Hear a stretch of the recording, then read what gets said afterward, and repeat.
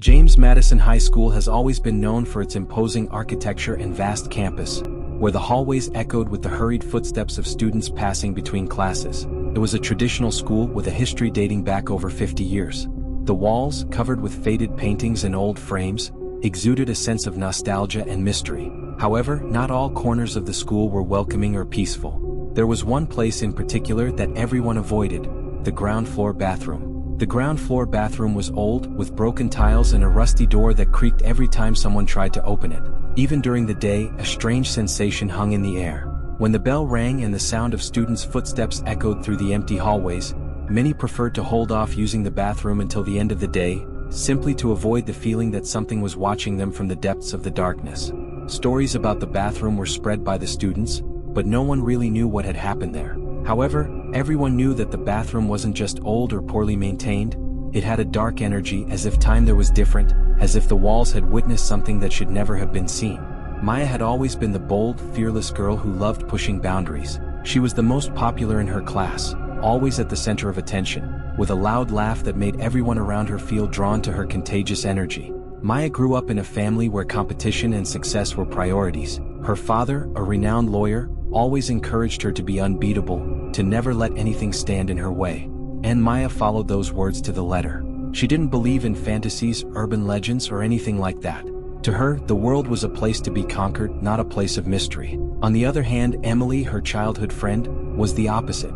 Cautious, introspective, and sensitive, she grew up in a family where security and routine were priorities. Emily always felt comfortable in her small circle of friends and never sought to stand out, unlike Maya, who seemed to attract constant attention. Emily loved to read, study, and observe the world around her with a critical eye. Yet, despite her introspective nature, Emily had an unwavering loyalty to her friend. Maya was the kind of person who pulled others into her orbit, and Emily, always unsure how to say no, ended up getting involved in Maya's adventures. That day, Maya was particularly excited. "Let's go to the ground floor bathroom after class," she said with a challenging smile, her eyes shining with excitement. "I've heard so many people talking about it. Let's take a look, see what really happens there." Emily hesitated, fear creeping up her spine. She had already heard the stories but never believed in them. The ground floor bathroom was a mysterious place, a location where older students whispered about apparitions and strange sounds. I don't know, Maya. It's not a place to mess around, you know? Everyone says it's haunted." "Oh, come on, Emily," Maya replied, laughing. "You're not going to fall for those stories, are you? They're just made up by people with nothing better to do. Let's take a quick look. It'll be fun." Emily knew she couldn't say no. Although she had a knot in her stomach, she convinced herself that Maya was right. There was nothing to fear. After all, what could be so scary about a simple bathroom? After the last class, the two friends walked toward the ground floor bathroom. The hallway was empty, the sounds of the cafeteria and the last bell had already dissipated. The school was quieter now, and the fluorescent lights flickered intermittently, giving the feeling that something was about to happen. Emily felt a shiver but tried to convince herself it was just nerves. Maya, on the other hand, had a mischievous smile on her lips. When they reached the bathroom door, the sight before them was even more disturbing than they had imagined. The bathroom was in deplorable condition. Broken tiles, a layer of grime on the sinks and the floor, and a strange odor in the air, a mix of mold and cheap cleaning products. The lights flickered, creating a disorienting effect, and the sound of water continuously running from the taps seemed to amplify the tension in the environment. "See? There's nothing wrong here," Maya said dismissively. She walked over to the nearest sink and washed her hands, as if it were the most normal bathroom in the world. Emily, however, couldn't shake the feeling that something was wrong. She looked at the cubicles, all with their doors slightly ajar, and felt a strange presence in the air, as if the space was waiting for something. "I don't like this, Maya," she said softly, glancing around. "There's something, I don't know, strange." Before Maya could respond, a muffled sound of a door slamming came from the back of the bathroom. That's when one of the cubicle doors creaked open. Emily's heart raced. She wanted to leave but couldn't move her legs. "I'm leaving," she whispered, beginning to take steps backward. Maya didn't hear her. She was more focused on exploring the bathroom, her curiosity stronger than any other impulse. That's when the lights started flickering more intensely. The water from the taps increased, the pressure seemed to be spiraling out of control, and an unsettling sensation lingered in the air. "Emily, are you hearing that?" Maya asked, now with an uncertain tone. The cubicle doors began banging violently, and the sound of the running water grew so loud it seemed deafening. Then, with a sharp crack, the bathroom door swung open abruptly and a figure entered. It was Professor Collins, a woman who everyone at school feared. She was stern, with a cutting voice, known for her rigid demeanor and for always demanding the best from her students, even if it meant harsh punishments. The professor was also a mysterious figure. Few knew much about her personal life, but rumors about her past were dark. It was said that she was involved in something much deeper, something that no one would dare to question. "I knew I'd find you here," she said with a tone of disapproval.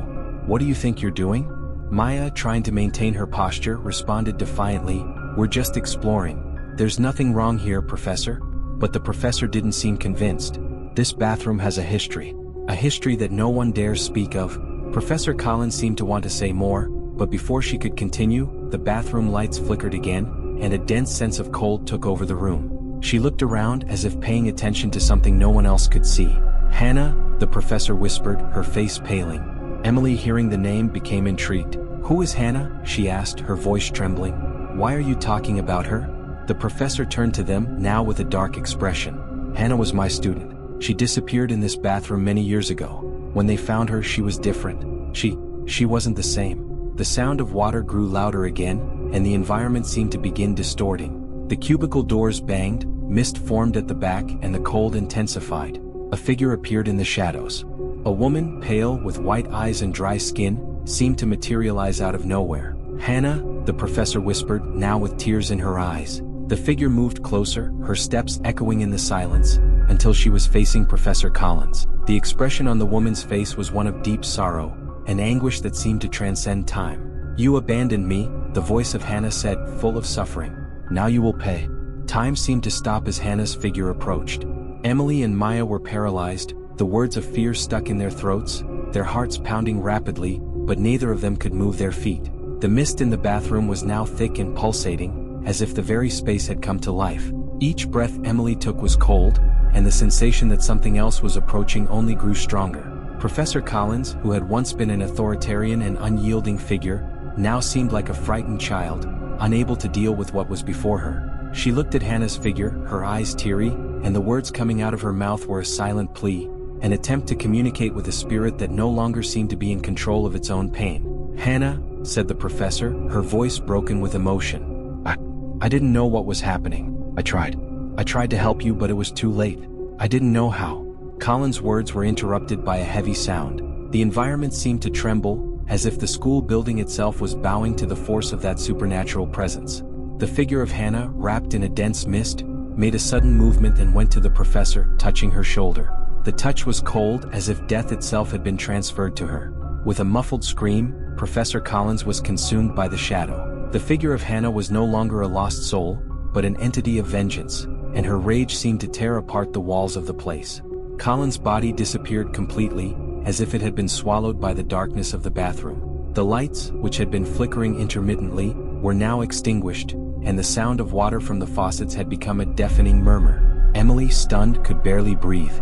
Terror took over her body and her legs seemed unresponsive. She looked at Maya, searching for some kind of response, but her friend appeared just as paralyzed as she was. The bathroom, now wrapped in deep shadows, had become a prison. Emily tried to move toward the door, but the doorknob wouldn't budge. No matter how hard she pulled or pushed, the door was locked, as if it were being held in place by an invisible force. Then a soft and deep voice sounded in the air, filled with pain and suffering.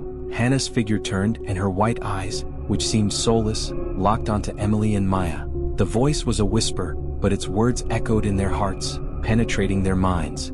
"You can't leave," Hannah said, the pain in her voice mixing with an immense desire for vengeance. "You won't leave because now you are part of me. You've become part of my pain. You, just like everyone else, will be my eternal company."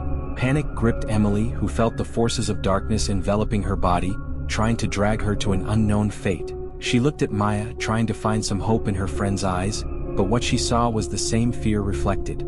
Maya tried to move, tried to force her legs to walk, but her mind was so overloaded with fear that it felt like her body no longer obeyed.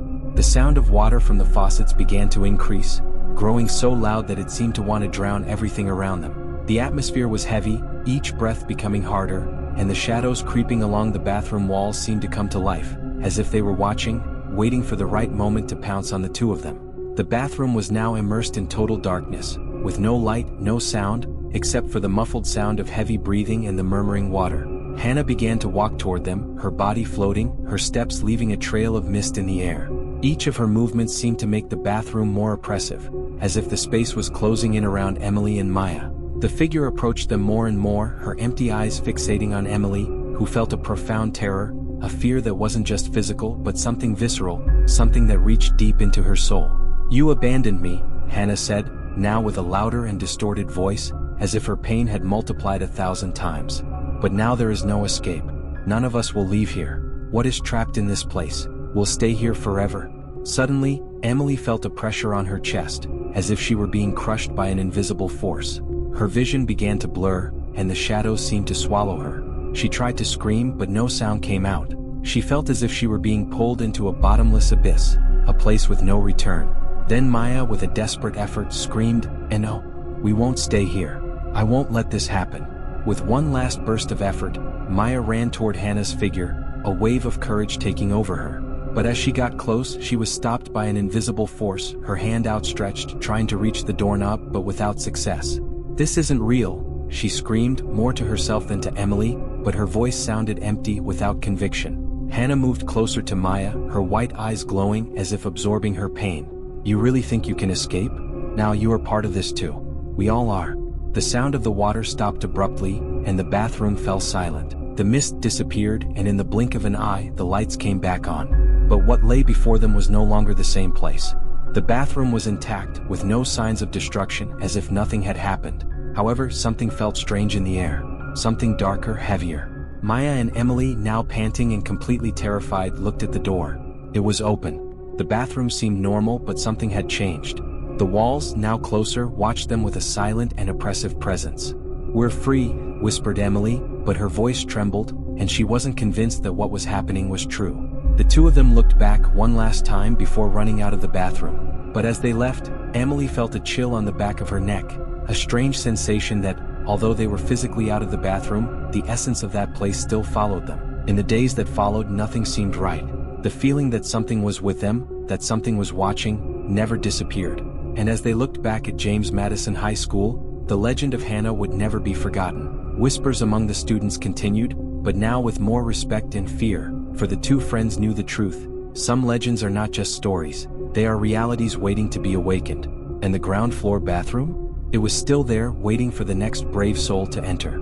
But as everyone knew now, it wasn't empty. It would never be empty.